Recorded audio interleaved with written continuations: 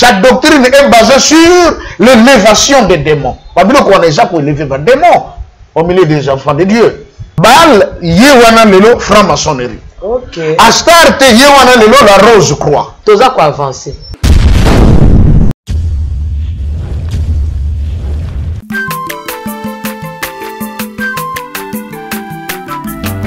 Azamwana motote, boa kosangai. Abongwani pete, boa wangana. Zambe ya le Nazarien, le Nazarien, le Nazarien, le Nazarien. Ebana kitoko koma mokondima, atako babakola ki mafuta na musakolima.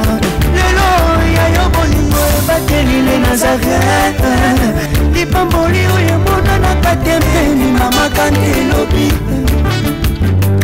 Kolapye mapapu, masope mafuta, toko kesitana longo na nzambe oyo babenga na makomi Jésus. C'est un grand plaisir pour nous de vous rencontrer en ce jour pour la gloire de Dieu, pour l'honneur de notre roi.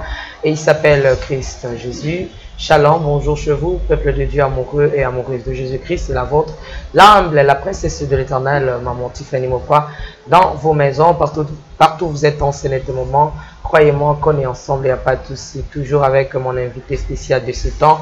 Il s'appelle le pasteur Joseph. L'autre fois, pasteur des églises de réveil, aujourd'hui, pasteur de l'église Kimbangiste. Pas trop de commentaires, il est sur ces plateaux. Le temps pour moi de demander à Alain Kiakala et Jiramouka derrière la caméra de nous donner un cantique pour la gloire de notre Seigneur Jésus-Christ.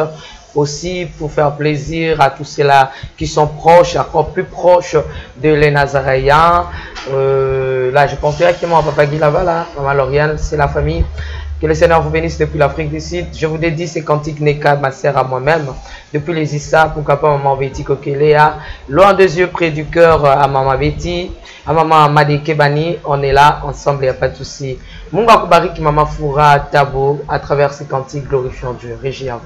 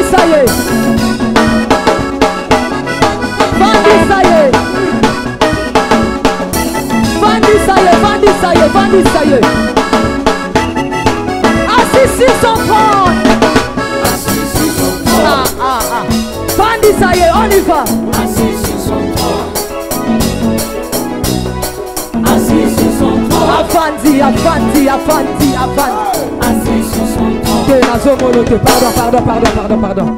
Assis sur son trône. Oh ya Bisson Tambe. Assis sur son trône. Bandi ça y est, on y va. Assis sur son trône. Assis sur son trône. Assis sur son trône.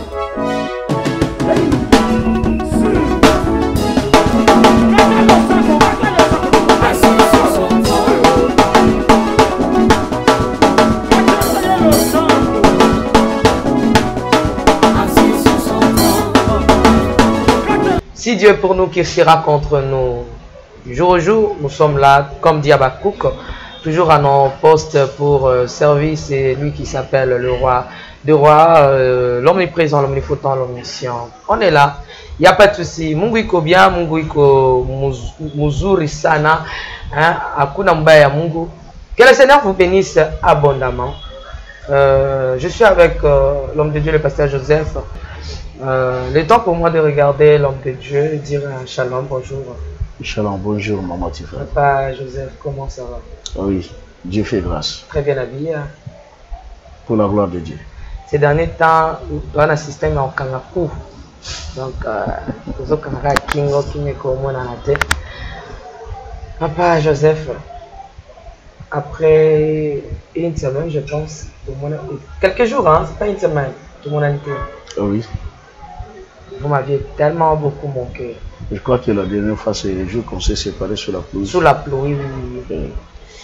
Bon, bande communes, bande de qui n'a pas. Comment bien? Oui, très bien. Alain, et puis maman, na succès ka na on peut ngaba.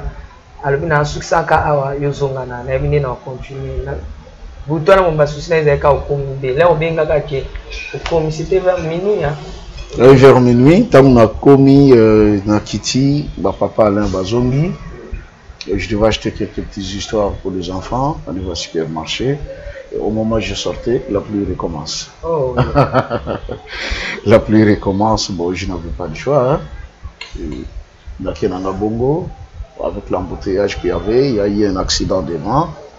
Nous allons Kangami, il faut passer mollo mollo, et puis presque minuit, j'arrive à la maison.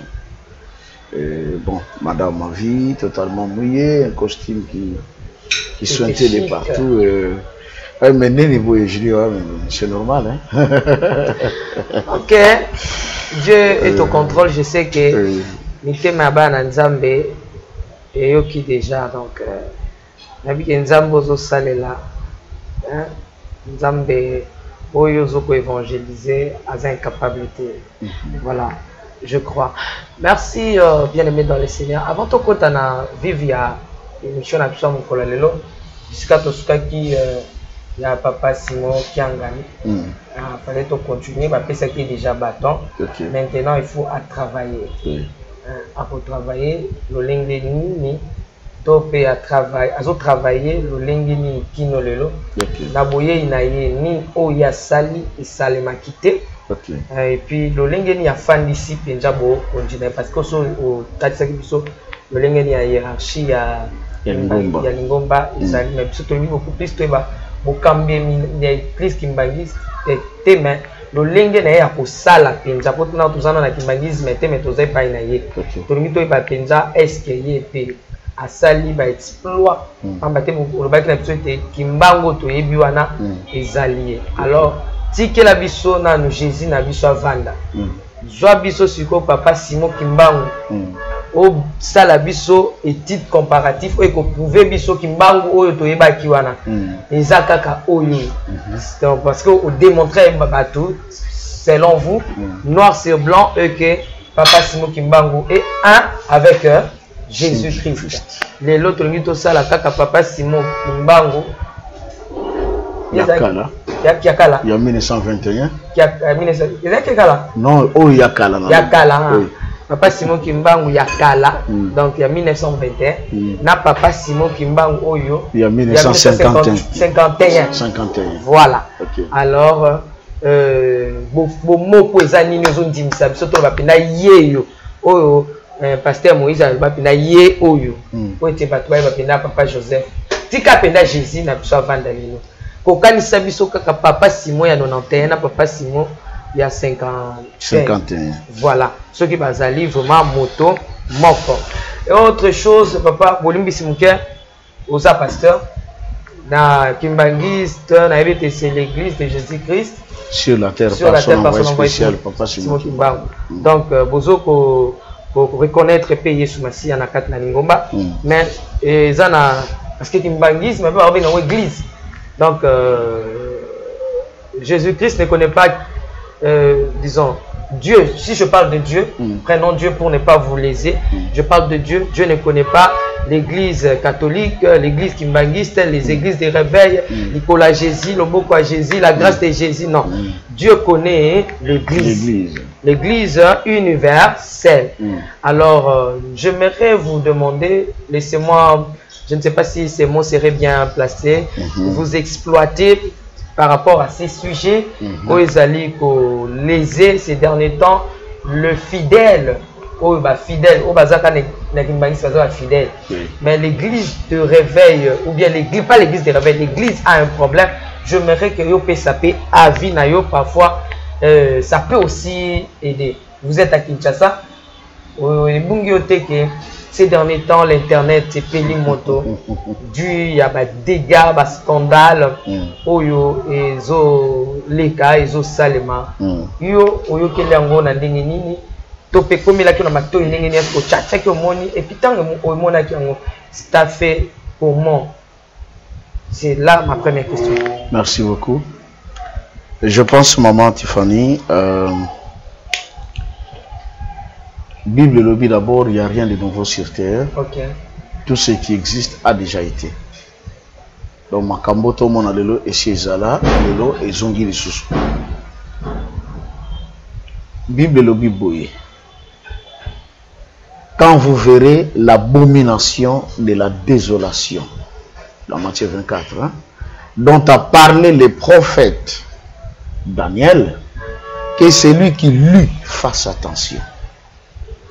Et nous avons déjà qui te commis à temps et il y a bien été. Daniel Alobi viendra un chef qui voudra entrer dans le lieu saint de Dieu pour s'autoproclamer Dieu. Et il voudra changer le temps et les circonstances. Mais malobana bimaka pona kopesa likebisi na bandimi. Et merci parce que l'obi kagate l'église de réveil. Mais vous avez parlé sur l'église dans son ensemble. Ouais. Pourquoi? On n'indexe pas. Si nous prenons aujourd'hui l'église catholique, il y a des scandales. On apprend qu'il y a des prêtres qui sont en prison ou qui ont été jugés pour des actes de pédophilie. Une pédophilie qui ne se limite pas seulement chez les enfants filles, mais aussi des enfants garçons. Donc, je dirais même une pédophilie à l'homosexualité. Mais qui l'ont fait ou qui l'ont pratiqué? Ceux qui se disent serviteurs de Dieu. Au sein de l'Église dans son ensemble, on ne cesse de dénoncer l'existence de l'occultisme au milieu des serviteurs de Dieu. De tout genre. Même ceux-là, il y a ces hommes de Dieu qu'on connaissait comme des grands pasteurs américains. On avait beaucoup d'estime pour eux. Mais à leur mort, on regarde les rituels de l'enterrement. On se pose mille questions. Mais quoi? Mais ça, ce ne sont plus les chrétiens. Et on dit, les frères sont venus récupérer les corps de leurs frères pour l'enterrer. On parlait de la fraternité, la confrérie maçonnique. Mais des grands pasteurs qui sont venus même jusque dans nos pays, prêcher l'évangile. I want to tell you that Jesus is the life. Hallelujah. Amen. Mais à la fin de sa vie, c'est un franc-maçon. Quelque part, il y en a qui se sont dit, ah, mais si moi je m'étais converti pour servir Dieu, c'est parce que j'avais écouté cet homme. Mais pourtant, lui-même est dans ses affaires. Ça décourage. Parce que, dit-on, on a toujours dit, mais l'apôtre Paul nous a dit le contraire. C'est vrai qu'il n'est pas Dieu, mais il a dit, soyez mes imitateurs, comme moi je suis imitateur de Christ. Et en pédagogie, il y a un principe qui dit, l'enfant ne fait que ce qu'il voit auprès de son maître. Moi, je n'ai pas jamais que ça, le contraire. On dit que, on a cadre comme ça, enseignant comme ça, ça a commis la pigeon. Moi, on a dit non. Mais si on ne dit pas la pigeon, on dit le pigeon. Quand on a dit le pigeon, on dit non, on ne dit pas le pigeon, on dit la pigeon. Enseignant a dit, ah, tout court pigeon. Allez, tout le monde, tout court pigeon.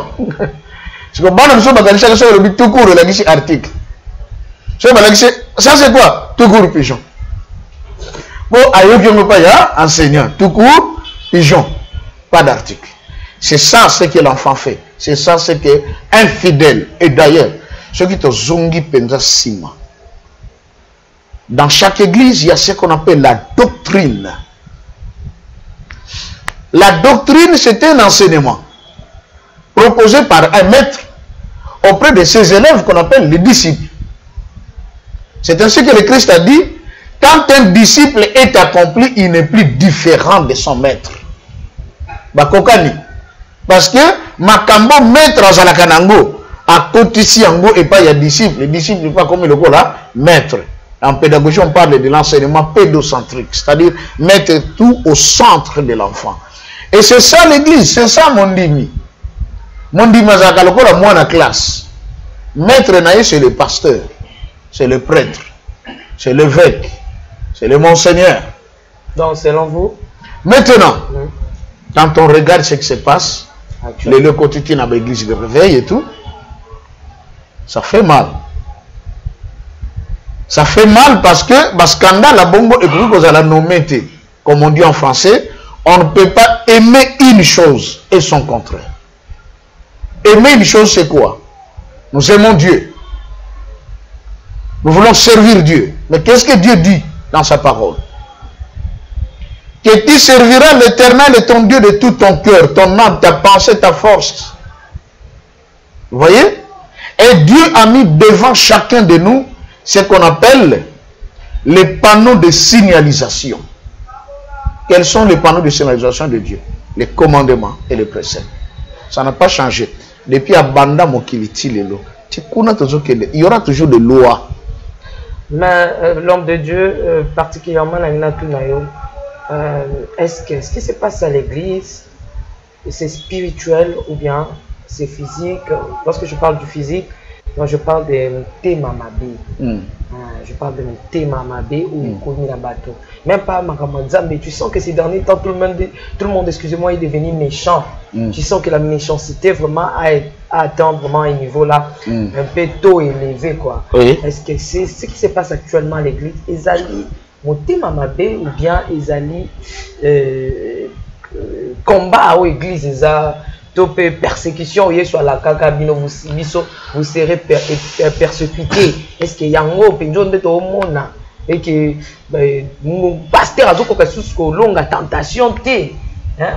Pasteur a commis donc c'est que diable a créé qu'on renforcer ma force surtout au comment parce qu'aujourd'hui comme il y a tentation mais nous avons le Christ qui est plus que la tentation, le Christ qui est plus que tout non. Mais comment les gens ne savent plus résister devant l'ennemi et que les scandales commis à l'œil nu comme ça, c'est quoi? Il y a plusieurs aspects dans cette affaire, maman Tiffany. Premièrement, dans Matthieu 24, le Christ nous avait prévenu. Presque à la fin. Ce sont des signes. Il ne faut pas moi conscient ici que moi je crie en Dieu. Je le sers de tout mon cœur. Je m'efforce de faire sa volonté. Je peux vous certifier, maman, dans le téléphone, ma vidéo, exact. Exact. J'ai seulement entendu par Nathalie sur YouTube, je vois comme ça titre. Ah, c'est comme ça. Vous savez le pourquoi? Non, regardez. Le diable est tellement risé, dit la Bible. Vous avez pris dans maman. Savez-vous, Mouta fonctionne avec deux types de mémoire. Il y a la mémoire visuelle et la mémoire auditive. Et la Bible nous le prouve. La foi vient de ce qu'on entend. Tant que yoki, l'ilobenzambe, andimi ango et vandikate naye et boti foi et boti quelque chose de grand. Il y a aussi ce qu'on appelle la mémoire visuelle. Le fait que talaki est loco et memi peut pas la autre chose. En l'occurrence, Il y a de ceux-là qui sont devenus des prostituées simplement parce que me pèse chaque trou dans un film pornographique. À quoi prostituée? Pour lui, on a toujours une influence négative dans la vie à l'autre. Sextape, maman Tiffany, que personne ne vous trompe. Il y a de ces choses qui sont préparées dans le monde des ténèbres. Monter. Et ça, le col à pas. Hein? Si vous avez un mission na mai, à une ndobo, à boire un ndobo à pambate, même mission à boire, oh, et le goza songe, na okimango. Alors, je vais le voir, mon père, ça kangi kuna na suka. Tant à boire qui, mission à se battre, qu'une personne a 4 ans, elle est en danger. Si on a avalé, c'est moi qui vais partir. Bilo ko ne s'appelle pas. Wa boire qui a pas. Moi, dans un boza, maillé l'été. Osa peut-être ma capacité spirituellement. Quand vous regardez ça, un esprit peut vous posséder. J'avais lu un document, on a dit Hitler, avant Abandagir Naye, Ayoga kam Nzembo Moko Boy, la symphonie aba grand wana. Tanga Yoka Nzembo on a esprit Moko Kotaye. Nzembo. Et il y a des témoignages de gens qui suivent la musique rock. Ce qu'on a dit, deux mots Moko Koti au Bando Sara Makambo Kaneko Salate. Faut être très prudent. Bilo kona monsieur ça va pas. To Tchango, auto gagner bana na Nani azobwaka pa. Batou bazana makambo ya vie wana. Bato bazobimisa ba scandale. Oui. Okay. Regardez maman Tiffany. Auto le bango awa. Qu'est-ce qui fait que on basana nzambe ko supporter te bazoko na tentation, likambo ya koi, likambo ya bungi. Mais le Christ, la Bible dit, il était aussi homme comme nous, il a été tenté, mais il n'avait jamais cédé à la tentation. Parce qu'il s'était tenu dans la parole et il répondait selon la parole. Mais qu'est-ce qui se passe aujourd'hui? L'apôtre Paul nous a dit quelque chose de grand. Mais celui qui se livre à l'impudicité pêche contre son propre corps. Et il dit, fouillez. Alors, parler en langue. Quand moi je prêche, je parle ouvertement. Un homme normal ne peut pas résister devant la nudité d'une femme. C'est ça la vérité. Okay. Et c'est prouvé médicalement. Pourquoi? Parce que l'homme a une hormone qu'on appelle la testostérone. Lorsque cette hormone est dans l'homme et que cela fonctionne, du moment où l'homme voit la nudité de la femme, cela lui pousse à un acte sexuel. Shalom peuple de Dieu. C'est la vôtre. La princesse de l'éternel, maman Tiffany Mokwa. Rendez-vous à ne pas manquer le 26 mars à partir de 16h juste. L'éternel fait pleuvoir sur les bons et sur les méchants. L'invité du moment, le pasteur Joseph. Boltuna qui va question, peut boltuna va question. Mingibo obata malasima WhatsApp. Alors, après Sibiso vraiment, tango pour être à solo la nabino face à face. Na chaîne Abisso le Nazérien. Avec la princesse de l'éternel, maman Tiffany Mokwa. La question au comment que maman Tiffany a posé était beaucoup de mingi yangoto lobina bino était le 26 mars donc samedi 26 mars. La question nyons ozo tuna na sima. Oh parfois to tuna qui pété. Yaka ko tuna yango yomoko et kozala en direct. Dieu est notre père, il est le roi des rois et nous ses enfants nous sommes des princes et des princesses. Bon on prend bandeko États-Unis même bandeko ya Europe. Ba maman monsieur à Paris. Ba air to calculer yango malam. La pensée était tout ça là un débat avec d'autres pasteurs. Mais il y en a aussi parmi vous qui avez appelé. Bon, non, on n'a pas besoin du débat. Et le commission on a besoin que l'enseignement coule, mais surtout on a des questions à poser. Voilà, l'occasion vous est accordée. Donc, tous en été bêta solo, Tinda SMS.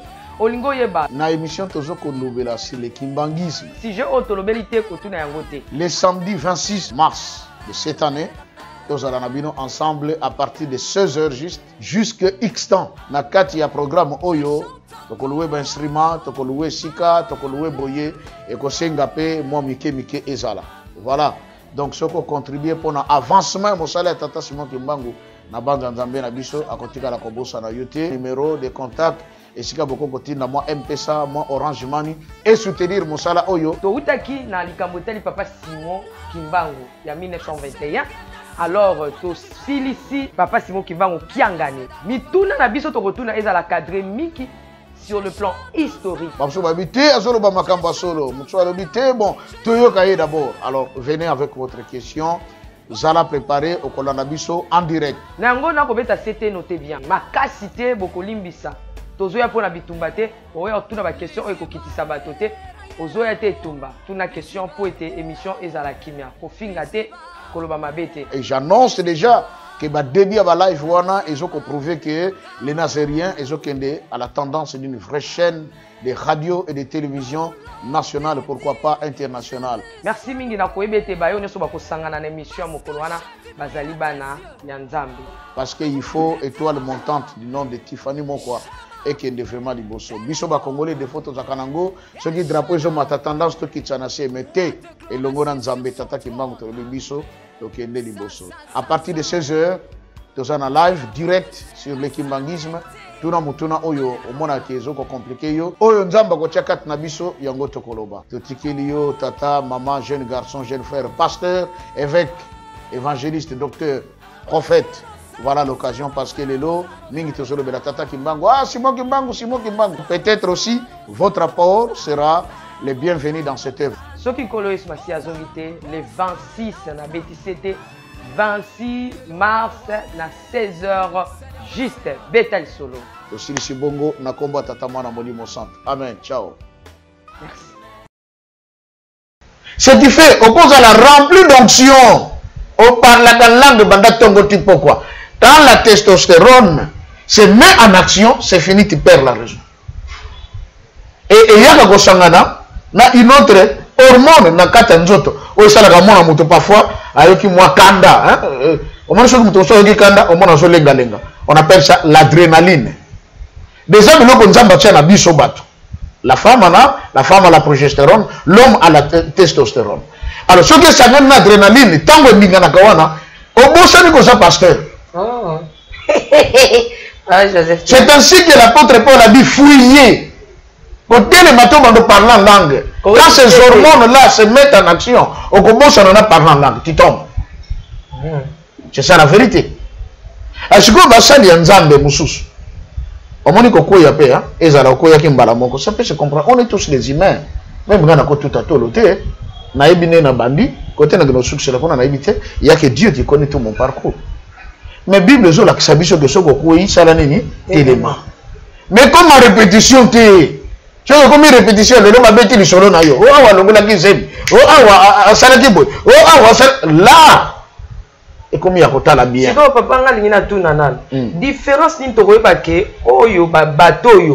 Catégorie bateau yo. Baza photo kaka moi je suis Tiffany. Moi je suis Tiffany. Ozo moi ba ke ma bezo zala mais mutazo ba ke moi je suis Jésus yazate finga na Jésus. Mutalo bazate finga na Nzambe. Mutalo bazate mais toucher ka maman Tiffany. Moi je suis maman Tiffany. Bozala ba maman Tiffany mais sambiselo. Ozala na maman Tiffany te. Maman Tiffany ko telema yemoko. Yo pe makambu na yo mo. Bozala ka bos mo anteta ka biso ka. Donc ce nga sali entêté ngai ko tika ngate simbanga makasi na koya te na continuer kaka. Ne sika oyo moninga malamu aza ote moi je suis. Ne pensez pas lorsque vous faites ces soutiens, vous les soutenez vraiment en réalité. Le vrai soutien c'est avant et comment. Est-ce que vous priez pour ces gens-là? La première question que je vous pose, tous ces gens-là, moi je suis qui? Moi je suis quoi? Est-ce que vous priez pour ces gens-là? Deuxième question, c'est de savoir, est-ce que il y a déjà des émissions où on peut savoir, on va conseiller. Exact. Mais vous êtes prêts lorsque vous avez parce que vous êtes fan, parce que vous avez soutenu, vous avez démontré que vous êtes à l'hôpital, vous êtes solo. Mais la fin de toutes choses arrive. Papa, et nous connaissons que ça la bisoto yebaki. Pasteur Oyo, ils attaquent. Bon, ils tentent d'autres pays à kokite, à quoi. Pour attaquer wana et yela kenenga sana o lobi wana ezani l'instinct sexuel. L'instinct sexuel plus élevé. Oui, lié par les hormones. Voilà. Bon, monsieur bazana on plus élevé pour si. Oui, monsieur ça kokaté. Exact, bazali. Soka zada moi cité à kokanaité. Exact. Voilà. Il y a moins élevé zali, il y a plus élevé zali. Oui. Et il y en a qui les manquent. Bah au bazangango c'est ce qu'on appelle les stériles. Ok. Il peut être en face d'une femme, mais ça ne lui dit absolument rien. Non, à moins que ce soit un, même ceux qui ont un unique, les uniques, ceux qui sont castrés. Bah, qu'on castré, mais les hormones sont dans le sang. Ok. Vous voyez, ça fait fonctionner toujours le corps. Alors, comme vous avez dit. Non, ma question, je ne l'ai pas encore posée. Hein. Oui. Comment tu vois que Azali Kaka envoûté azana bon monde mais bien envoûtement yé qui ma carte akoya mais qui a résisté mais akokita na moto to ko ba oyo ya zape na ndombo le bakanga kuna sata nazo tinde ndepo aya kosala abenda ka batu absisa ko ndiba batu akoisa ka bana batu asa o pe na to ko ba ye azaya satana ayebi likambo azo sala to e baba ngona lolengeni papa. Merci Baba Tiffany, c'est très simple non? Muto akoi d'abord un vrai enfant de Dieu ce qu'akoi c'est un grand regret pour lui-même. Hein? Mwana na nzambe ya solo so ba koi na lisumu akomaka le plus malheureux. Akomaka mituna nini yango ezwaki ngai? Pourquoi seulement nandimaki makamba boye? Et puis c'est quelqu'un qui vit dans toute humilité. Il y a que se rendre compte que la salité de Mambeba, et ça n'a pas besoin conscient et vient même à l'église, il dit pasteur, pour l'exemple sauter na yemba, pani na koi. Pourquoi ils ont éco beauté? Oui, azali. Mais ce qui monte comme que répétition à tout moment c'est lui. Non, faut que tu ailles bien. Faut que tu ailles bien. Autour de bango soko koi tellement. Mais ce que à tout moment tu tombes, à tout moment tu tombes. Non. Ou soit déjà malade en décamonimo. Soit déjà au yebi likambo yozo sala. Au moment où le diable est risé, maman. Tiffany. Satan ça risé. Et puis na bakisi. Les lozo sala nzambe. Vous êtes encore toute jeune. Le but ya ah maman Tiffany bali to na mariage et vous allez laisser. Ça n'a pas beaucoup d'attention maman. S'il y a un travail qui est plus difficile à accomplir, c'est servir Dieu. Na bo motonga ermo na lobaka ah fallait pas nazala pasteur nga. Ayo monter papa. Na lobaka ngo. Parce que on y a comme liberté moko bo sala comme oko sala ngote. Vous comprenez? Oko sala ngote parce que tu es lié sala oyo maître sengi au sala. Et tu es privé de beaucoup de choses. Nana na sabo depuis na botama. Na habité boîte de nuit sala kandeni. Na habité. Un jour, j'ai posé la question à frère. Tant que na boîte de nuit à Gandeni, bon, il y a qu'à tout habiter comme la gana combine. Eh, ah bon? Donc, comme la gana combine, comme la petite tongo. Je dis, oh, mais ça, si c'était vraiment venu pour moi, ça ne vaut pas la peine. Donc, maintenant, quand on a bouton, je ne peux pas le faire. C'est pas de ma nature, et aussi maté. Vous voyez, mais il y a un côté.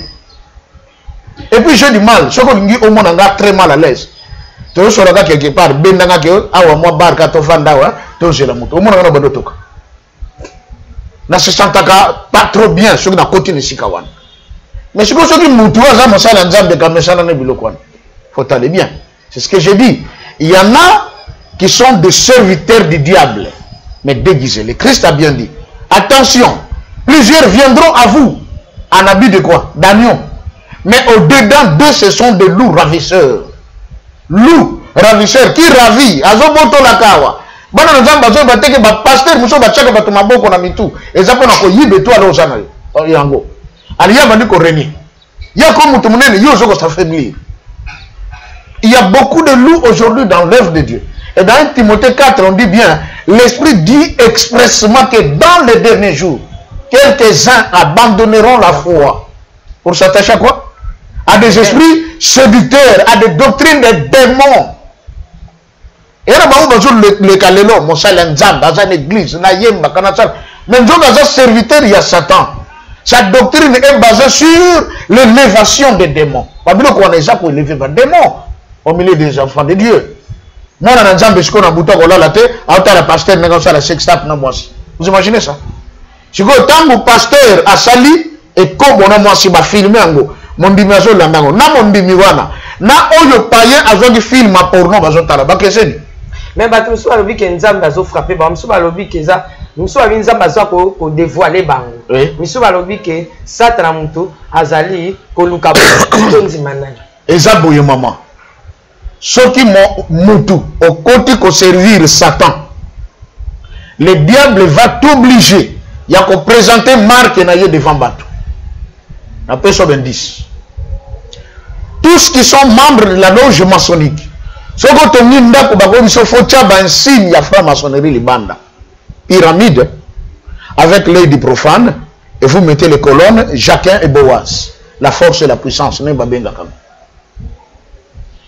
Mutu oyo a sali accord na Satan.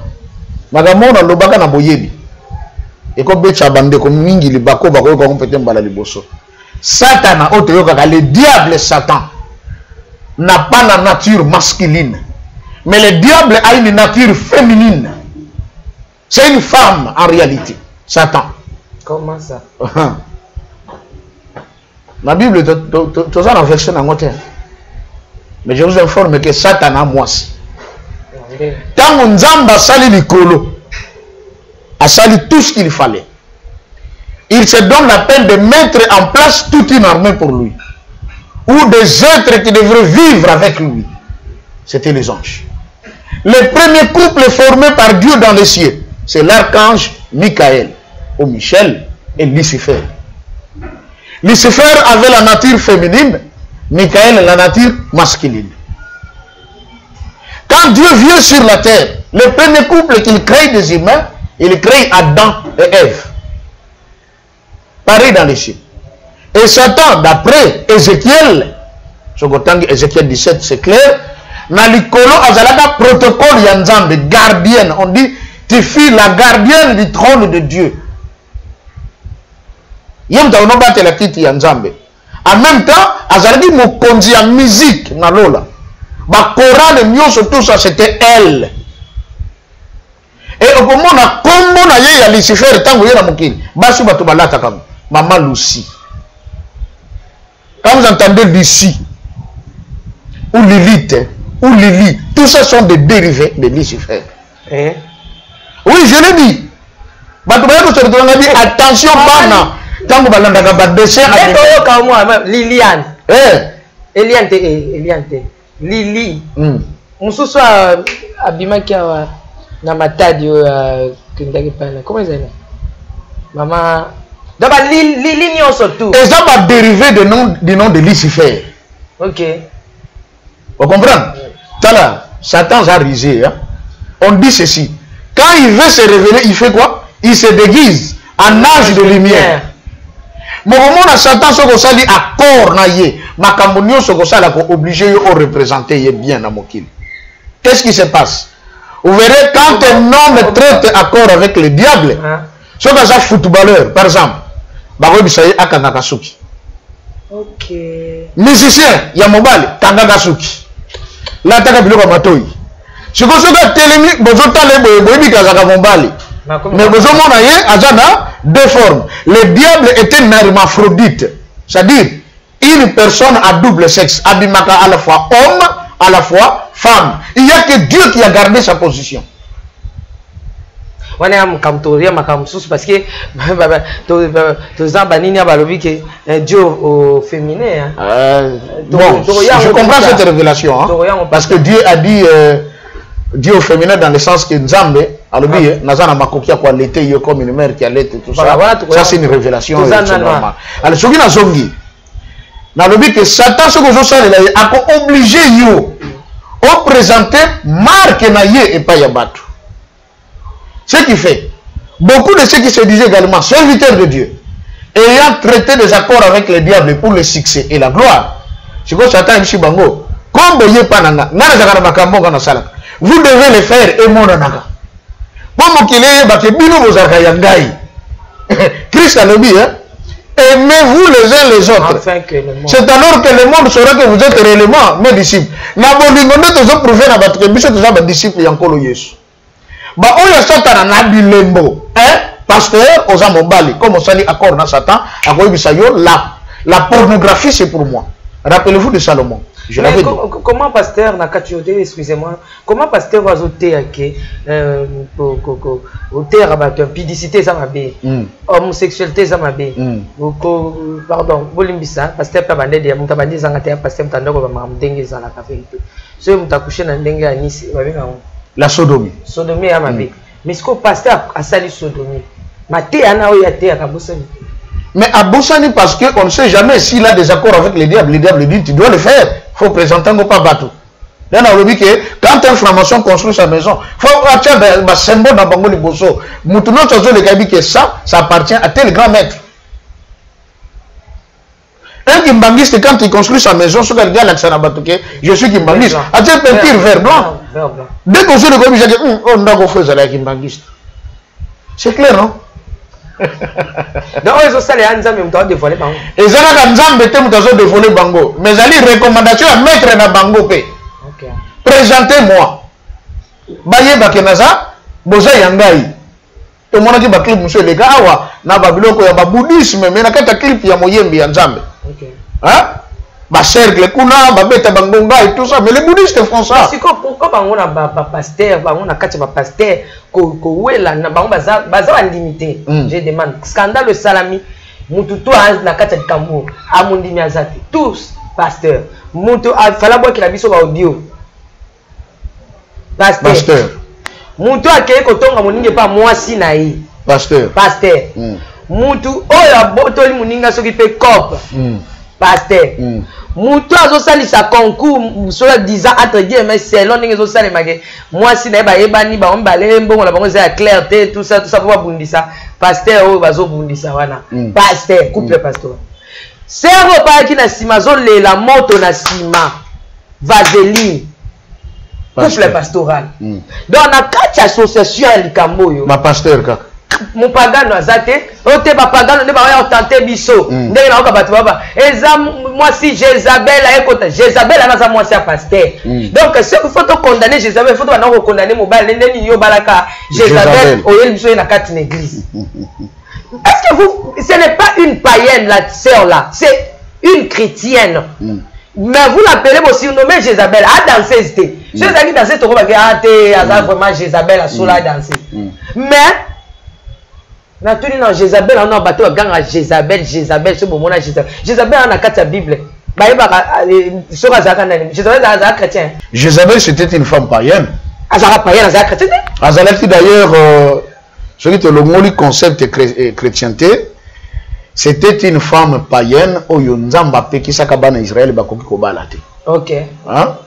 Nation comme Sidon et tout ça, avec beaucoup de basia païaté de peur que tant beaucoup ça l'alliance na bango, bala ki sabino banzambe oyo ya bango. Pe bo abandonner nzambe na bino, on a bikisi bino na ngole bino na mboka en Égypte. Malheureusement pour Akab, a kozwa une femme sidonienne. Donc Jézabel. Et quand Jézabel arrive, na beauté na ye, avec son influence, elle était déjà prêtresse na religion au Yabango. Na religion na bango basambe la bikeko. Bikeko ngo babana ko sambela en soi ezalaki mascarade, mais babana ko bomba banzambe mibale. Baal et Astarte.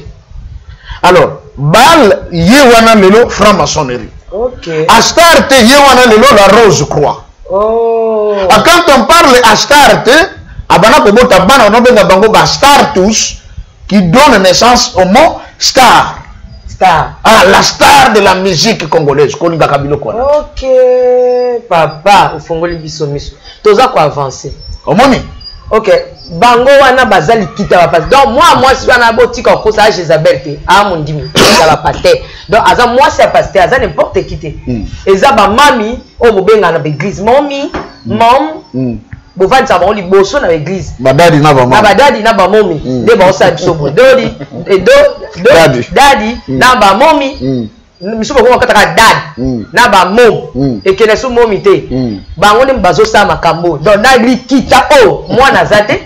Mon dimi mote fidèle simple to disciple mto sal. Donc ma tio mote ya e kota bandimi na bino mais bino pas la même. Ce que je me demande pasteur, ce sont les likita des pasteurs. Likita qui trouble le Congo actuellement, c'est un likita des hommes de Dieu qui yokana pas. Il ne sait yokana pas. Bazo welela ni. Est-ce que la chose que baza ko welela c'est physique ou spirituel parce qu'on ne comprend plus rien. Ça c'est bien dit. Ce qui est là qui pendant intérêt à beaucoup de nzambe ko wela ne ko zalate. Parce que la Bible dit Dieu a établi premièrement dans l'église les apôtres, les prophètes, les docteurs, les pasteurs et les évangélistes. En vue de l'édification des saints, pour le perfectionnement de l'église. Donc, ce qui baza na katna bosolo.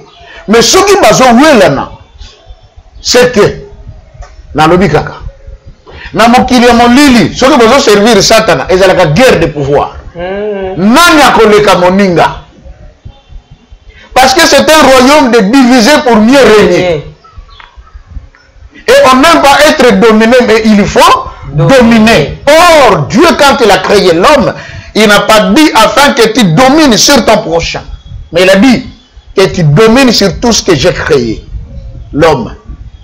La seule domination qui a été donnée à l'homme, c'est lorsque la femme elle-même a péché, que Dieu dira à la femme, maintenant l'homme dominera sur toi. Et puis domination, c'est vrai, moi j'ai une fille sur la salle, moi erreur devant moi, j'ai une gars, on a respecté,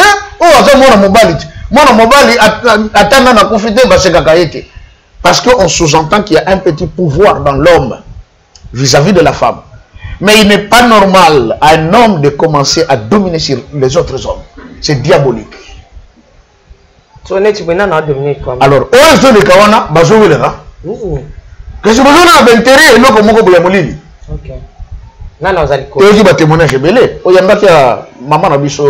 comment ça s'appelle? Merveille.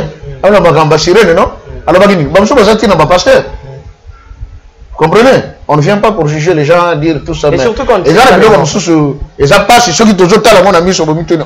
Mais pourquoi tu les dois à ça pose aussi des questions. Donc, ce qui se passe aujourd'hui, il y a deux choses. Les diables les recommandent de les représenter et ils n'ont plus peur de le faire. Faut tout ça parce que maître Moutasengi. Il y a mis balé Nzambe pe azobimisa bango. Regarde, ce qui se disait m'appartenir, mais ils ne sont pas à moi. Parce que le Christ a le bakini. Si vous m'aimez, gardez mes paroles. Mais ce que Moutabani à l'encontre de la parole et il veut se justifier. Savez-vous, maman Tiffany, que ce que Jean Ali Kambo, Nzamba s'est fait dans les jardins, c'était le fait que l'homme s'est justifié. Adam, où es-tu? Je suis ici. Qu'est-ce que tu fais là? Oh non, je suis ici. Qui t'a pris à la femme que tu as mise à mes côtés? Nana ganga mon colonne que voici cette fois-ci. Nana moi c'est là au jour où on attend mon acquis. C'était lui. Mais tant que bébé a décliné responsabilité, à se justifier. Nzamba c'est là. Devant le péché, il faut s'humilier. Nous sommes tous des humains. Si je vouais à la faiblesse, merci papa. Nalingi sikoyo kaka na sijo to balanisa ngona kimbangisme. To pe kimbango. Okay. To papa na moni cholingo banga nazala na. Tena vangite toke. Na nazala bombe zape na kimbangisme. Bombe moko na bimisa. Ba dégane zape na kimbangisme. Je n'en disconviens pas, c'est l'église dans son ensemble. Dans son ensemble. Mais nazala na tinga na tu na question. Mikole uchikoleka o ba ki to pe to kolanda pe pat bako bete église utikala kaka moko. Oh, bato soto ba osambela kaka nzambe monabi so eza nzambe ampungwe nzamba yeswe nzamba nakata nzambe ampungu nde nyonso ezali bon mikolo ezo église etikala moko mais nalandi évêque Dodo Kamba bo excusez nga papa avant toute la question tozo komo toka na makambo ezoleka na église atati na miso na pamsa na miso koto ke changer position na zeba te ces moteur obombela kingo. Ça va. Le pasteur Dodo Kamba, l'évêque Dodo Kamba, le pasteur, le chef, disons, l'évêque de l'église dit réveil. Alobi Boenami Kolezo, c'est la maman ministre Aya, pour vendre, n'a traité l'église est belée au Kangam. En effet, ils ont fait communiquer dans l'église à Kinshasa, ou l'église à Kinshasa communiquer dans ça. Alobi Boe. Kende déjà commis côté la plateforme moko. Olingo kende na plateforme na lingi plateforme parce que tout ça na oui confession. OK. Tout ça na oui confession faut kende na confession moko okende ko s'affilier. Tout ça na kimbangisme. O bwana document zo lobake bino penza boza CCC ko kongwezo azabanga. Aux églises. Tout ça na ba musulman. Ils ont accepté la église. Toi là-bas orthodoxe. Baza na Mikanda. Tozali na l'église catholique romaine. Tozali na armée du Sali. Tozali baza 8. Tozali na église de réveil pe. OK. Bango moko. Tozali na attends qui dit on a ce oui, l'église protestante, on a déjà cité, et ça la rappelle dans les églises indépendantes, je crois. Indépendantes, voilà. Papa, bon, je ne suis pas dans ça, je ne dis pas, mais que il a réveil, Ezakaka, Moko Bango. Il s'est dit que parce que Fimbu et Koya, na Fimbu ana alobi boye bobengai antichrist te. Oya komi antichrist, azan antichrist te.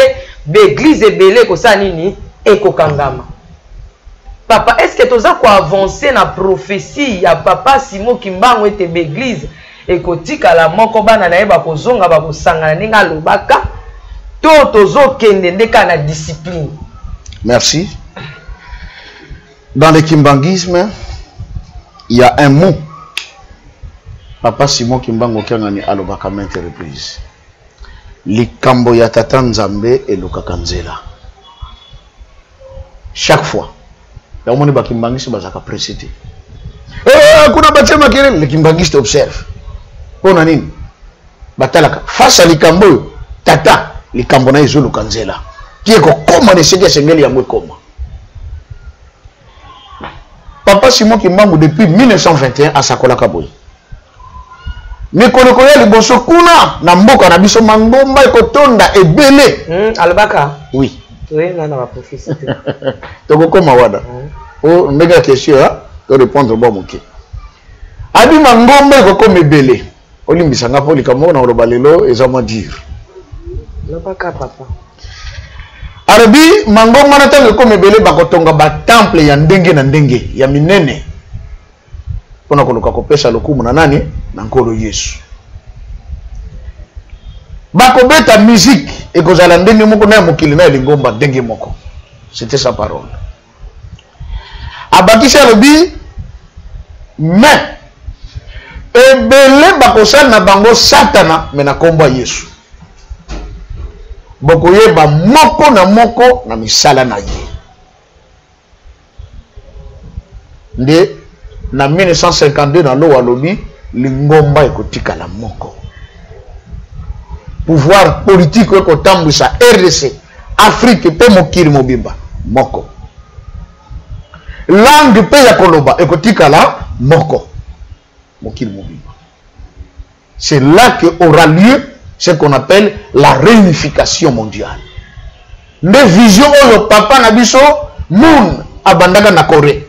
L'église de la réunification. C'était ça la vision.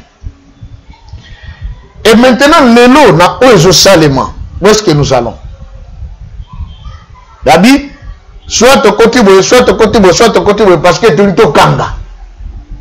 Et il dit Bobé nanga antéchrist était. Nous voulons mettre de l'ordre. Maintenant, na kolobaka, les kambatata Simon Kimbango bani ko Lukanzela.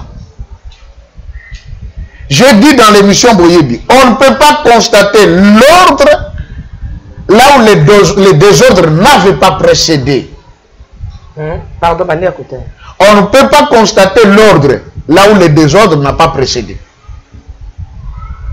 Parce que tant que vous allez en désordre, maman Tiffany, vous avez désordre, boye. Si vous avez un tour, et l'autre nous de Sikanango. Donc déjà. Ok. C'est ainsi que même dans Genèse, on dit au commencement, quand Dieu créait les cieux et la terre, on dit quoi? La terre était informe et vide. Ok, c'est le désordre, c'est le chaos. On dit ça même en grec, toiboui. Désordre, chaos. C'est alors que nous avons ordre. Le désordre, les Zalakanango. Les Zalakanango déjà, maman. Quand c'est un désordre, oh Jézabel, tout ça. Mais j'ai dit qu'il y avait Baal et Astarté. Il y avait tous ces prophètes-là de mensonges. Mais les gens croyaient en eux. Est-ce que Bakulonga Pinji Loko Sala avec Dodo Kamba, Aolanda Bisso?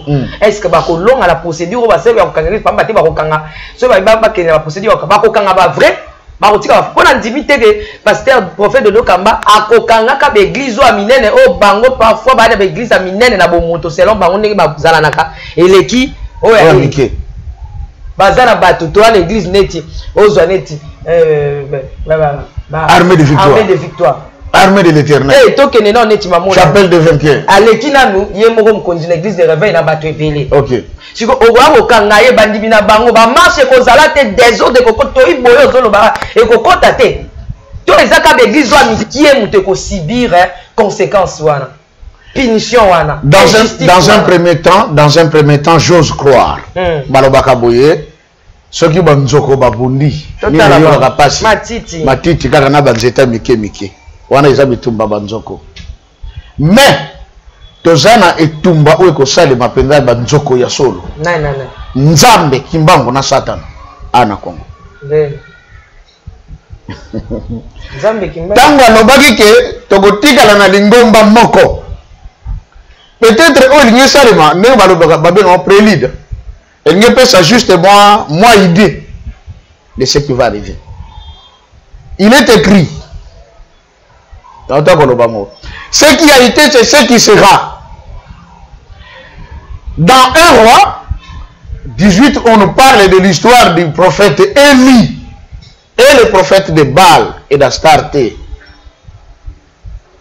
Élie a le prophète. Boganga makasi. Tam susa lala. Ako corriger le komoko. Boganga peut-être à un voyage. Boganga peut-être à un occupé. Timba bandina komi zokisa. Nanzoto. Mais Élie attendait quand? La 9e heure. L'heure de l'offrande du soir. Et la tali que 15 heures n'était bêta. Aïe bon, il est 14 heures. Boganga qui depuis Tongo. Jusqu'à maintenant, il n'y a pas de suite pour paiement. Maintenant, c'est mon tour. Bino, vous avez dit 450, on a 400 de balles. Au total, 850. Maintenant, on a Ngamoko. Mais qu'est-ce qui se passe? Est-ce qu'Élie avait crié? Non, il avait parlé. Moins différence. De l'autre côté, on criait, mais lui n'a pas crié, il a parlé. Prier n'est pas crier. Prier, c'est parler avec Dieu. Na bopolo, na kimia, na bonne attitude. Il y a une erreur tout ça là comme maman Tiffany. Tu bandi culte, tu tcheba bafle, tu tcheba instrument, 2, 3, 4 personnes. Prier les bandes. Modérateur Zorob. Frère, bon de là, ganga, parce qu'on veut donner l'impression à ceux qui sont dans les quartiers, que culte est bandi. Oh Seigneur, Zamba Korijanga. Quand nous voulons prier, Fukama Lobana Kinya Zamba Koyokayo. Parce qu'il est là, il est dit dans sa parole. Lorsque 2 ou 3 se rassemblent à cause de son nom, lui-même est déjà au milieu d'eux. Quelque part, nos aînés ne nous ont pas aidés. On est allé emprunter le culte de Baal et d'Astarté. On a amené ça dans l'église de réveil. Crier, plus fort. Or, quand on crie, on donne l'impression comme si Dieu est en voyage. Comme si Dieu est en train de dormir. Comme si Dieu n'entend pas. Et lui, quand il est venu, il a dit seulement éternel. Que l'on sache aujourd'hui qu'il y a un prophète en Israël et que tu m'as envoyé. La Bible dit qu'il n'avait pas encore fini de prononcer ces mots. Prononcer ces mots. Papa, te Bible le côté mon corps. Il n'avait pas fini de prononcer ces mots que du coup, le feu descendit du ciel. Et la soukarango, tu as dit que s'est-il passé? Ma prophète de Baal et d'Astarté, on les a arrêtés. Et lui vient pour restaurer l'autel de Dieu qui avait été profané, qui avait été détruit. Et tout Israël a crié en disant quoi? C'est l'Éternel qui est Dieu. Et Bango Nyonso comme dit derrière le Dieu du prophète Élie. Personne d'autre encore ne pouvait invoquer un autre Dieu. Ou atteindre une autre synagogue. Sinon qu'être derrière le principe de Élie. Là vous allez par exemple, si je prends l'église primitive lorsqu'elle a commencé, la Bible dit, tous ensemble élevèrent la voix. Ok? Tous ensemble, ils élevèrent la voix. Ils parlèrent à Dieu. Mais on n'a pas dit qu'ils crièrent.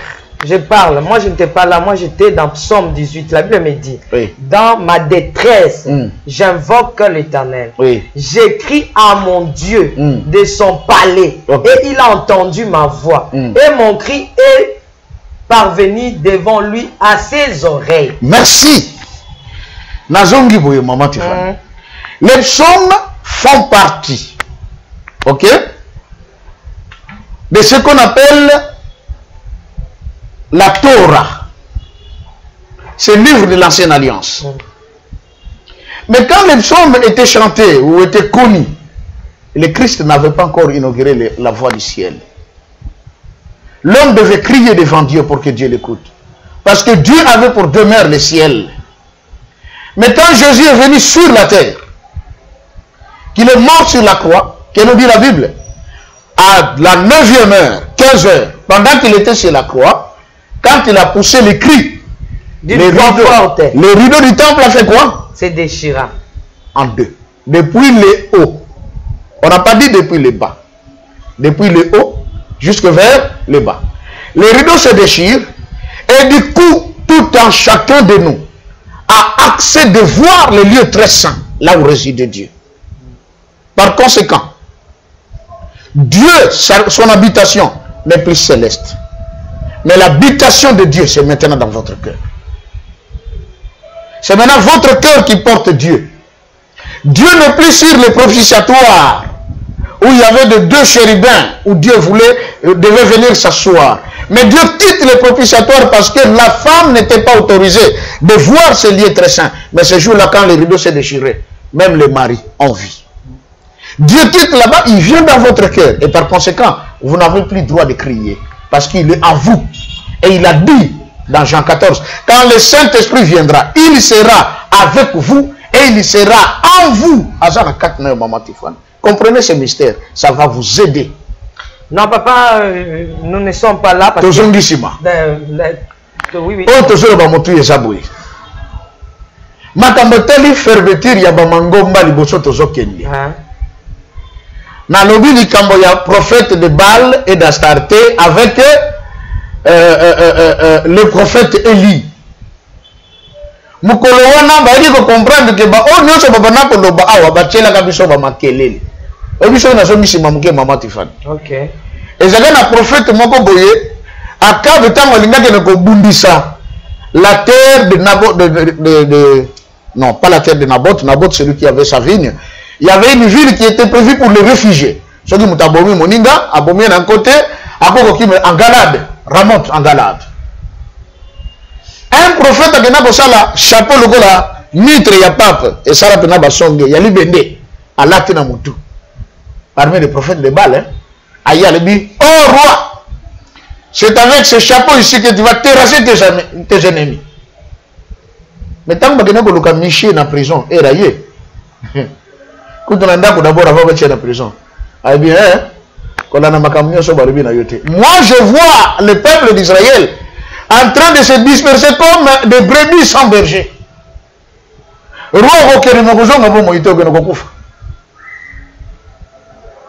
Conséquence, les gens avaient compris que Miché avait le vrai Dieu, que Élie avait le vrai Dieu. Le même jour, Mangomba Nyonso va prophète de Baal Nassar, Tessanini et Kagani. Et l'eau qu'on est Salima na Congo. Gardez là. Cette parole, nous n'avons pas. Et que ça un grand événement na Congo et les médias du monde entier. Là, que ça la mobilisé. Les églises seront fermées au Congo. Et dans le monde. Mikhail Gorbatchev avait dit ceci. C'est pas ce qui n'a jamais été iPad. Il faut attendre le document. A dit les églises telles que nous les voyons aujourd'hui, dans un avenir si proche, elles seront toutes fermées. Car nous y avons placé un grand mensonge qui a mené ce monde vers la perdition. Abakishiboui. Toutes les religions telles que nous les connaissons, la vérité n'y est pas. Mais le christianisme authentique et pur reviendra de l'Afrique et du Congo d'un homme noir. Alors quand cela se lèvera, toutes les églises seront fermées. Car la vérité sera restaurée et rétablie. Ça c'est Mikhail Gorbatchev. N'invitez pas que pasteur. N'invitez pas que évangéliste. Ce que vous allez intercesser une église na bango, je ne sais pas. Mais c'est sa déclaration en 1980 sur le journal Le Baobab. J'ai le journal là avec moi. Extrait voilà. Voilà. Même ce soir parce que j'en ai dans mon iPad et j'ai incorporé cette partie dans le livre que je suis en train d'écrire qui est intitulé Congo, nouvelle puissance mondiale à la lumière des Saintes Écritures. Ça a été déjà dit. Alors, les bossons de l'autre, et l'autre, comment on sait les Awa. Ces jours-là, les Congolais, qui est le vrai Dieu?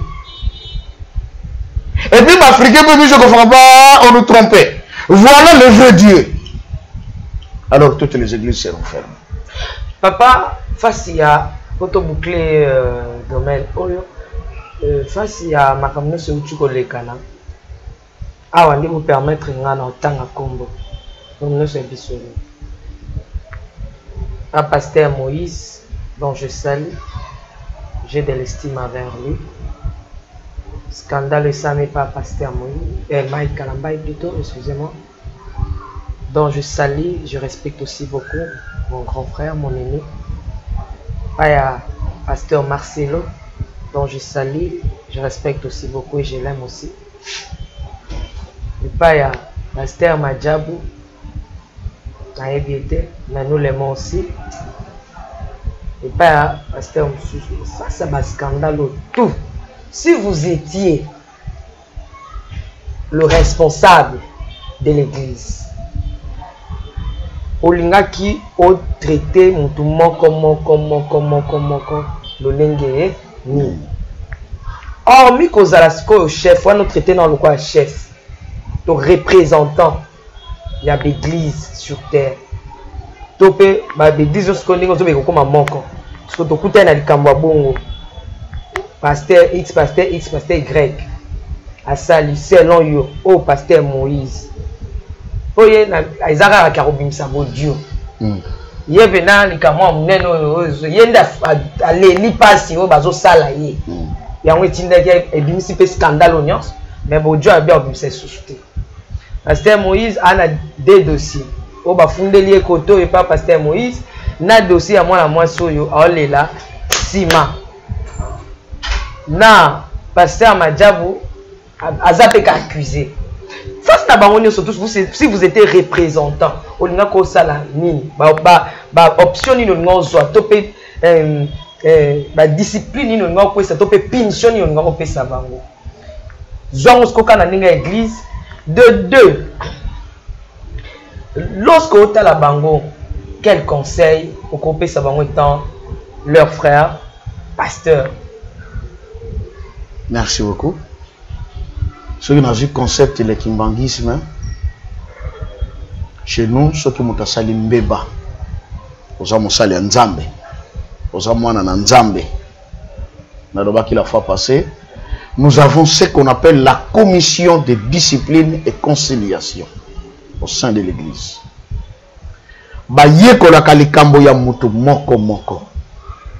Pour d'abord, Christ a le baka devant Pilate. On ne peut pas condamner quelqu'un sans l'avoir entendu. Non, non, est-ce que tu es qui? Avant de condamner quelqu'un, il faut d'abord l'entendre. C'est un principe. Ok. Tant que et le Christ avait ajouté, sur tes paroles tu seras condamné et tout comme sur tes paroles tu seras justifié. C'est qu'il faudrait entendre chacun d'eux. S'il y a une commission de discipline, entendre chacun d'eux pour nakoyeba qui est quoi, qui a dit quoi, qui a fait quoi. Nasuka nango bako établir culpabilité il y a chacun. Tono bagaga don zambe mutako s'occuper na bango. Non. Ce qui doit faire la force de l'église, c'est aussi savoir punir. Qui est-il pour punir mon serviteur? Ah! Au moins, côté de Batamaka. Ne jugez pas. Ne jugez pas, ne touchez pas, mais ouais. N'abêtez le bako. Au lieu de ça, tu n'as pas à gagner un sang.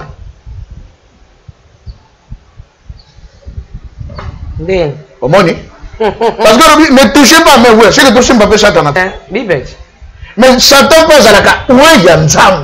Parce que un roi, c'est toute personne qui a reçu mandat de la part de Dieu pour accomplir une mission. Ce que vous avez mandaté aux gens. C'est ça le principe. Hein? C'est ça la signification également. Un roi, c'est celui qui a reçu mandat. Na mito bongana sa waya tata Kimbangu, j'ai reçu mandat d'apporter sa nouvelle que le peuple Congo du monde entier va yoka va comprendre. Mon condition de télémi va pêcher pouvoir, il est devenu un ouin, ce qu'on simbi au simbi nzambe. Satan a yaka kotuna nzambe. Ba prophète de Baal d'Astarte o ba solo ba boy pona Akab. Mais yo sana beso bo makabo so ba ningo ko bo moite. Tinda ngai na ko edeyo. Nzamba tuna ko sala na bi na ko se multiplier na ko koma les mensonges dans la bouche de tous ces prophètes. De combien d'accord ba ko sakola iloko moko et comme même Akab na liwa. Nzamba lobi na ye va et tu réussiras. Na minute wana Satan a commis loin de l'Éternel. Même pour un Job. Gloire à Dieu. Donc dire que ne touchez pas mes voix. What is that échappatoire? La Bible ou l'Église a le pouvoir de punir. Ceux qui bazane il faut que sambisi ba baza ba ko. Il faut pas je tombe. Et tout me cause aneti nini? Ko vanda côté il y a le sous-souté. Ah t'es papa je fais c'est l'église naé. Ah t'es. Nta c'est une église naé. Limisa maman. Ah t'es il soutient la 4 églises naé. Limisa maman. Papa je. Oui tata Simon qui manque tant ba dans 1921.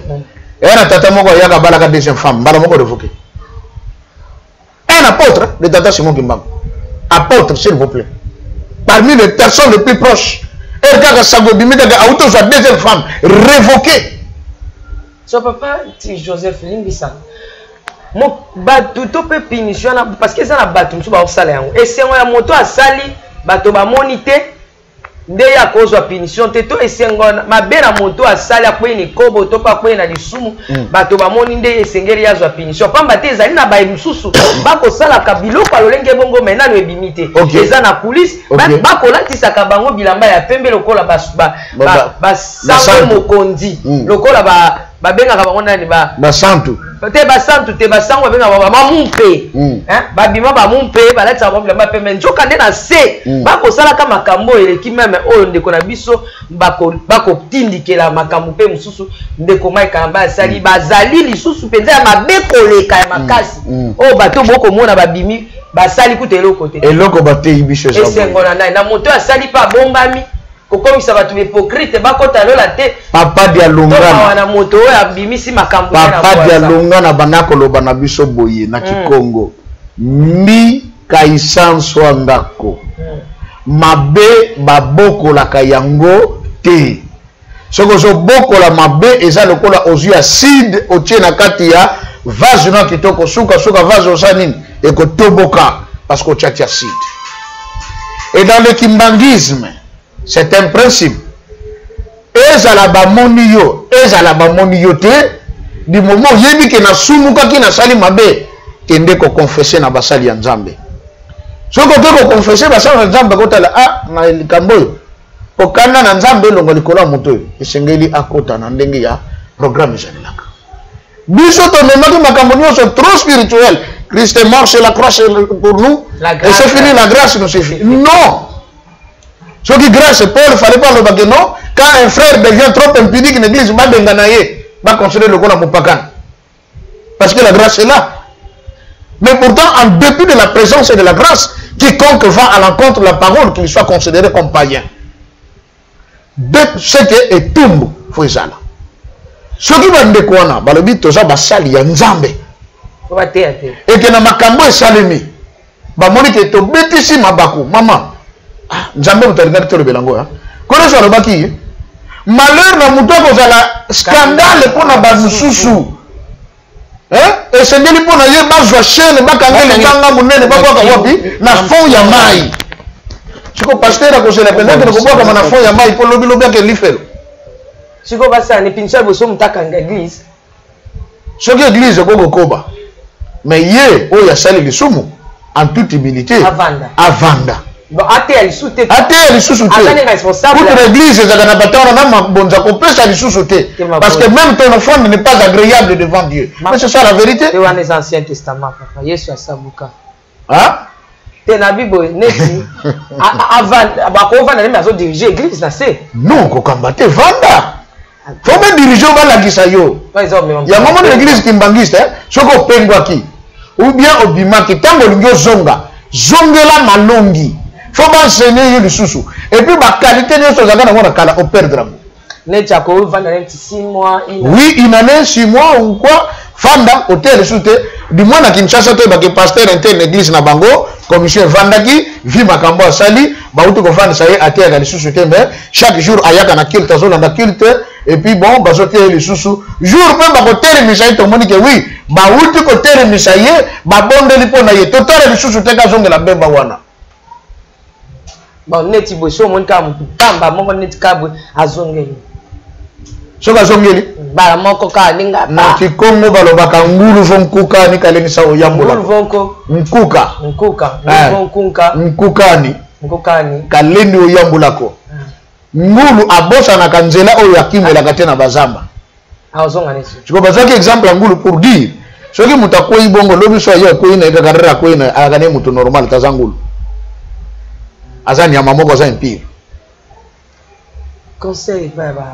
Tolina kopesa basali ya Nzambe. Bobeti si bada na Nzambe mabaku. Na sana bandeko babengi nga. Pasteur. Finalement tout le monde n'est pas dans l'église kimbangiste. Là si bango non, d'abord Nzambe. Mettez d'abord votre foi en Dieu d'abord. Parce que les églises, autant le bango dans toute église, bola moza mabepe ezali. Mais le temps arrive où les gens aussi commencent à comprendre. Alors, basal Nzambe bobeti bande ko mabaku. Parce que bonso balobi, na posa ko kende église silinga. Na que nous sommes une église. Qu'il soit maudit celui qui se confie à qui? À l'homme. Bato ba se confier na Nzambe. Yo zoko se décourager, zonge pa ya Nzambe. Kotala mutu te metali la Nzambe. Mosala Nzambe yo muto betisi bana na Nzambe libaku. En toute humilité, soko zalaka solo mosali ya Nzambe. Ba chaîne ba télévision basana. Lelo ba YouTube ekomi nango partout. Ba yana komi kitisa nyonso. Ke bande ko to betisi bino libaku. Bazape basali ya Nzambe. Basangana pe basenga na bolimbisi. Datongo na bango lisanga. Lisanga penza ke bakutanaki. Basenga ni bolimbisi o ezali sincère. Ba mikitisi liboso ya peuple ya Nzambe. Bandi mape na mangomba na bango bapesa bango bitumbu bavanda nanu. Soki bakosala eloko wana, c'est que baza basali ya Nzambe. C'est bon ça la moto. Mais soki basali yango te, bazokosa bana na Nzambe. Eloko ni ezozanga na ba pasteur to pe na église. Obimisi ba discipline na bino ya boleki makasi po to ya ba sexta nchele kimbangiste ezap na 100% na kolbe na ba automoni déjà bimi et cause à la même sur 10%. Alors réussite tamino na moni bozana discipline makasi eloko ni ezozanga na ba l'église de réveil to pe na l'église o ebomba ba pasteur neto ke na ete église de réveil te po na mona avec Dodo Kabalo bike mingi ba osala baza ba église de réveil te baza ba indépendant. Bon eloko nini meto benga ba ka église de réveil. Mais eloko ni ezo zanga bango. Oh moi makambo ezonga ba bêtise kelongwa mo ebele. Merci. Eloko ezo zanga na l'église de réveil. On avait fauché lorsqu'on a ramené l'enseignement du réveil comme étant un enseignement christocentrique. Donc ngolu kaka Yesu azali ngolu ezali bayemba ezali kamba ngolu bayemba kamba makila ngolu. On a pris la loi de Dieu, on a mis de côté l'Ancien Testament. Or maman nanobaki mibeko za ba panneau de signalisation. Keba virage à gauche au tali panneau. Baibisho ndemo comme awa pour la 40 à l'heure pour que vous 80 au combien de tonneaux. Voilà ba panneau de signalisation dans là. Quand vous respectez les panneaux de signalisation, au comme à la destination yo na kimia nyonso sans aucun incident. Mais lorsqu'il n'y a pas de panneau de signalisation, yo tali ka boulevard qu'on appelle la grâce. Au combien de tonneaux. Donc l'église de réveil doit revoir l'enseignement, la parole dans son entièreté. La Bible dit dans Exode chapitre 20, quand on a appelé Mibeko, à Israël, Mibeko est pour toujours, pour l'éternité. La loi de Dieu n'a pas été gommée, elle existe jusqu'aujourd'hui. Précepte oyo elongwa ezali kotumba nyama. Ni linge maté par Nzambe parce que Christ est mort sur la croix à cause de nous. Mais Exode 20, 1 à 17, ils ont en vogue tout le long. Ils ont gardé l'église de réveil. Dans l'église, l'État, ONG, société, et ça a règlement intérieur. Ok. Il faut que dans l'église qu'on retrouve le règlement intérieur. L'église kimbangiste a un règlement intérieur qui a 12 lois. Tu sais que tu Oh. tu lia ngulu te. Pardon. Tu lia bulumbu te. Tu lia makapu te. Je vous dis, tu lia masanga te. Tu lia kotana mabina te pe to bina kate. C'est des lois de l'église kimbangiste. Kimbangiste est Tu lia kana kanda te. Un vrai kimbangiste soka zo sokoro komone toujours na kilo tunai. Donc kimbangiste soko ko surprendre na kata douche, ayo kana sonité. Parce que ça mutaka na te. Olingo zo essayer extract la douche. On coûte molumbu te. Vous comprenez? C'est ça notre loi. C'est biblique.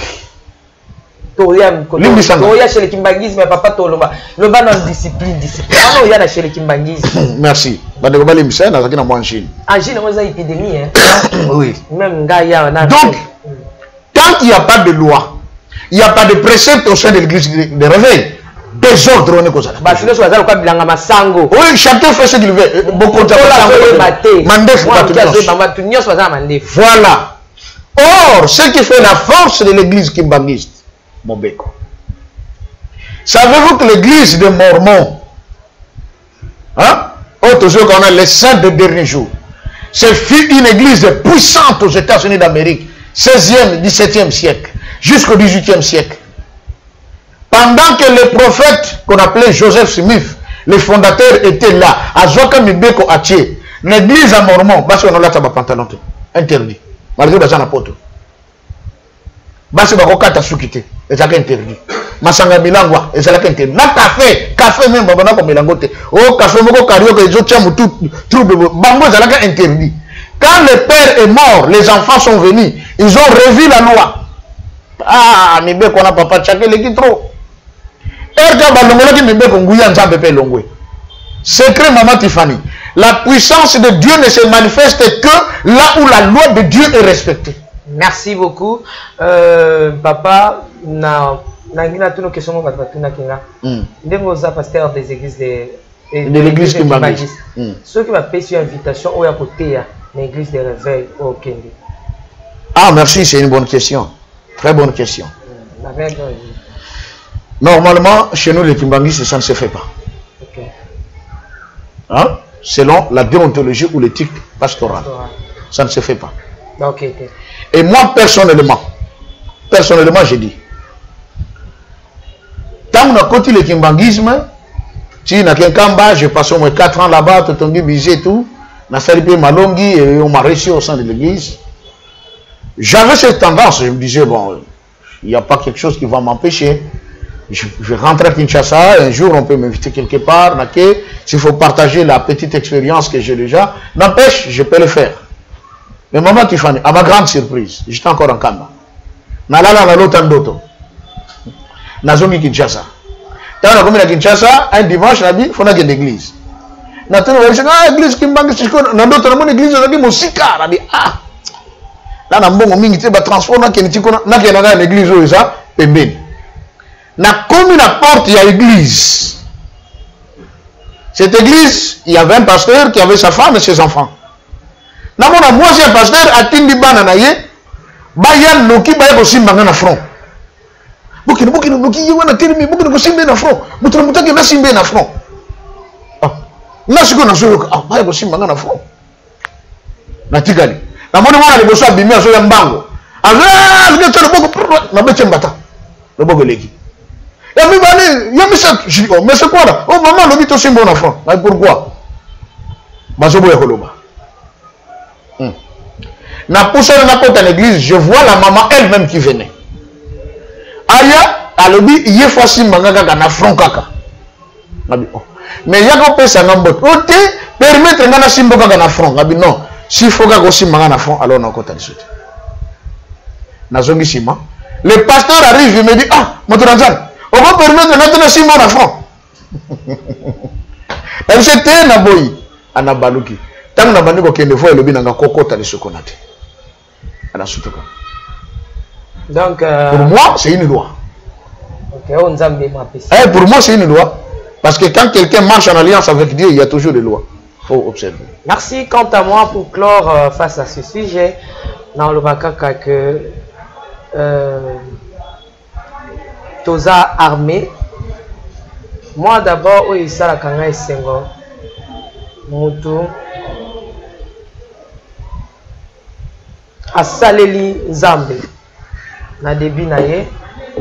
Nazana kutuanate. Je voudrais dire pendant 2 ou 3 minutes, vous excusez-moi parce que étant servante de Dieu. Et puis Moyembi, je dois dire un mot. Mais Nazana m'a quitter à multiplier l'émission sur ça parce que ça fait très mal. Toza nakati ya front, Toza armé. Donc cela revient à dire ceux qui m'ont quoi oui, et c'est tout ça. Tout simbaye, tout télémisaye, et la marche continue. Ce qui fait parfois mal, les accommodants, nous-mêmes les chrétiens, la manière dont nous sommes la likambwango. Pensant que les likambo est sengo, ou les likambo ya mawa. Pour ça, tu as un sepela. Donc nous avons que biso moko ndako epela mais tozo sepela. C'est sens na ndenge ndako et sepela. Mais ba conséquence ezake même ndako ba voisin et kozwa problème. Mais si quand to mamai yeba ke okoki ko ya ko futa même ata ba voisin oyo kanete pona oboyi ko boma mai disons moto wana o sepeli monte sanini et panza. Papa uchol beloko moko bito za biso so na marche to okende. O ezo zela biso liboso qui a dit kibeni to yebite. Alors moi je pense que hormis tout ce qui peut se dire spirituellement, tout ça, mais j'aimerais parler d'abord physiquement et puis spirituellement. Physiquement, ce que je sache, tous, dont je parle de 3 pasteurs, parce que je parle du pasteur Moïse Billet, du pasteur Marcelo Tounance et notre bien-aimé, le pasteur Mike Kalambay. Tous, Bayemba, Banzembo et Difiabino.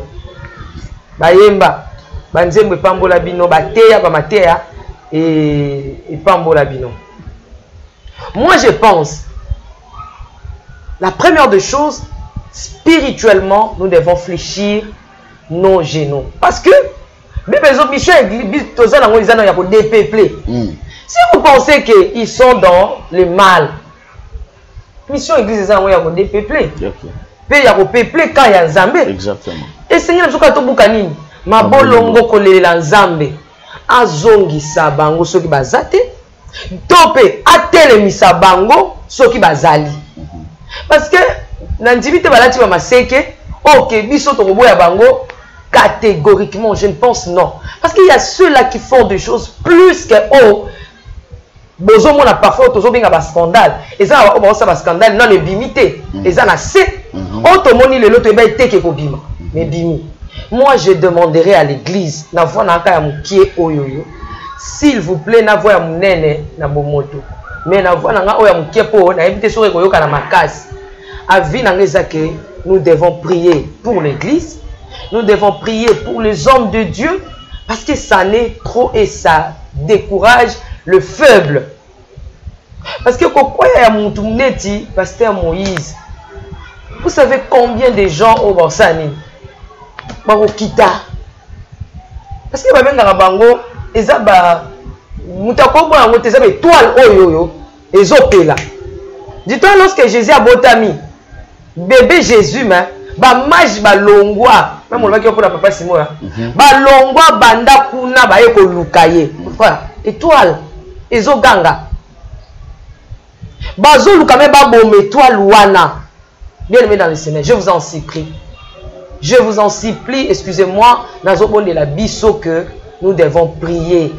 Bah, on va payer, je peux tolérer ça ou ça. Mais nous les chrétiens, aux moins les chrétiens, aux coller ta image, to coller. Il y a les images moko tamboliwana. Natala qui? Ça c'est pas le pasteur Mike, ça c'est pas lui. Ils a été. Mais pas tout va coller. Et là comment on a bakché le maman. Au moins des photos comme on va congolais. Donc comme spécialiste. Ce qui est côté de ma YouTube, ba spécialiste na makambo ezanga tena. C'est ça. Wana penzande part ya ba Congolais. Okuta ba vidéo mususu makamoko sur mama kuna ezana mutuna makolote. Mokota la nombre de vies 50, 80 000, 120 000. Mais j'en tina te. Mutumoko zole ba fufo milai, les gens se plaisent. Mais les choses qui doivent construire, parfois vous verrez 2-3 000 personnes, 1000 personnes, 500 personnes. Au moni. Alors, Biloko wana, comme vous dites, c'est très grand. Bandeko, babon de la plus. Tobon de la plus. Autant que Tokomi, on ne sait pas ce qui doit arriver. Mais on a l'embête, c'était les sons du Kamboua pour soutenir ma baie. Tolobite que soko lingi mou, il faut soutenir rien à ma baie. Non. Soutien sur les gens pour bouka ma bolongo. Moi, nazo déplorer système comme état pasteur à celle ma baie. Moi, je suis pasteur Tiffany. Non, non. Là, besoin aider biso pété. Moindre chose ezali yakobuka mabolongo kolela nzambe pona bango. Moi j'aime beaucoup le pasteur Moïse Lee, j'aime beaucoup le pasteur Michael Amay, j'aime beaucoup papa Marcelo, je les aime beaucoup, même ata pasteur Yamadjabu bango nyoso lokwa bazoko lobake Christ batie kombo Christ ende liboso o ezaka na sima mutu eyebika bango pona jour asuka batela mtu bokanza baza ko cultiste jour asuka ezalem sous stocké écoute yenda zaka ndoki ya zane occultiste te. Alors dans ça nous devons et papa nga na koma so mutalobi so ki no nzamba révéler nga mon côté et que no yo kakaka il faut des réserves nandi mananga te na réserve ya mona bat pas comprendre te maman tu fais pas ta dévoiler qui ana chani na yo olobi ndenge nini yo non nga nzambe faut la kisanga exact si Dieu ne m'a pas monté mutuana nakota na katite. Donc c'est un peu ça, je demande la prière to linga bango nyonso bazala ya mabe bazala ya malam to linga bango to bondela enfin que nzamba sala nini az kola bike elanga ezamu nene basali bazamu kesengeli to bondela na mukole langa po etatinda basali ba mukie to ko ba tesute to banda kolongola sengeli to bondela nzambe azongisa basali na ina makolo na ye. Connaissez-vous la mauvaise armée qui existe au monde? C'est l'armée chrétienne. Dans l'armée chrétienne, quand un combattant tombe, on tue bien.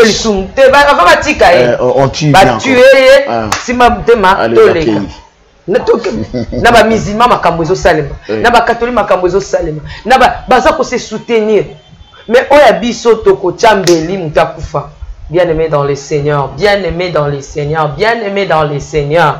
Bien-aimés dans le Seigneur, aimons-nous les uns les autres. Commandements ou l'équipe à commandement n'y sont collapés ça na même habit. Linga moninga na oningo zomi linga ezali susute et puis na basali na nzambe. S'il vous plaît, tout donc scandale est à la doser. Est à la doser. Est à la doser parce que nemi na biso o yazo rodé ezaka Satan. Tant yozo kwe yo ki bileng na chambre na yo. Mais tant que bima, mais nous vous aimons beaucoup, nous prions beaucoup pour vous, que le Seigneur vous aide.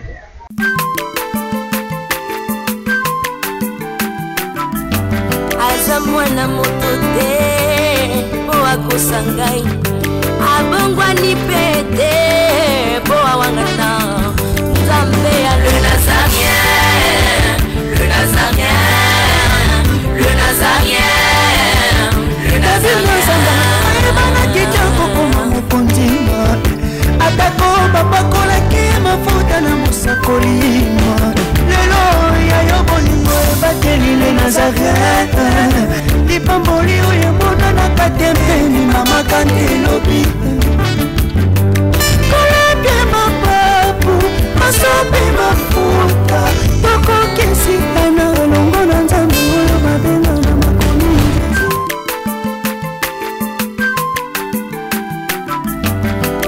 mwana moto te po akosangai abongwani pete